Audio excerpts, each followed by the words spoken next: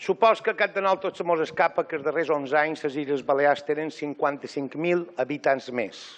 Malament ha hagut una crisi, hi ha un efecte cridada, perquè realment l'economia ha anat millor que altres indrets. Això vol dir 55.000 persones més que algun d'ells també té cotxe.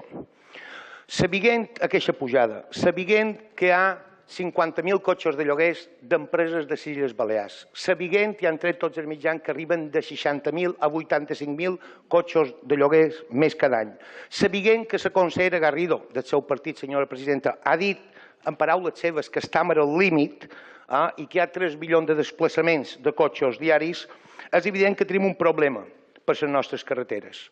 Segurament tenim una capacitat limitada de les nostres carreteres. Davant d'aquesta qüestió, nosaltres li demanem, una vegada que han fet l'estudi aquest dels cotxes, li demanem si vostè ja té clar quina és la capacitat de càrrega de les carreteres de les Illes Balears. Gràcies.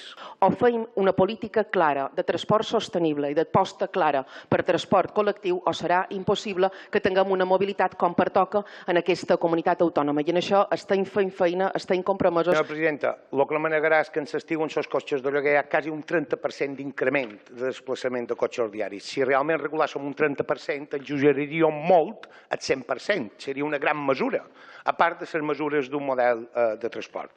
La clau d'aquesta història és tenir clar el model. La clau d'aquesta història no és encaixar el model de cada un dels partits que conformen el govern. És tenir un model dins el cap per com donar solucions, votin a qui votin els ciutadans.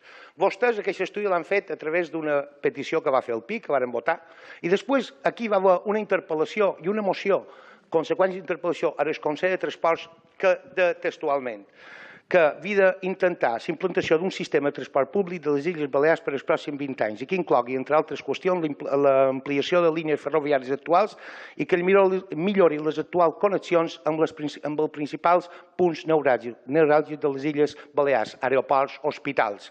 I això s'havia de presentar aquí en 9 mesos, ja fa un mes. Jo entenc que vostè m'ha xerrat d'un model distint al que hi ha hagut, però el problema és que no tenim model. El problema és que no tenim model. En parlam. Què pensam nosaltres? Que davant d'aquesta situació que hasta la seva companya de partit diu que és insostenible, almenys se podia preguntar quin és el model.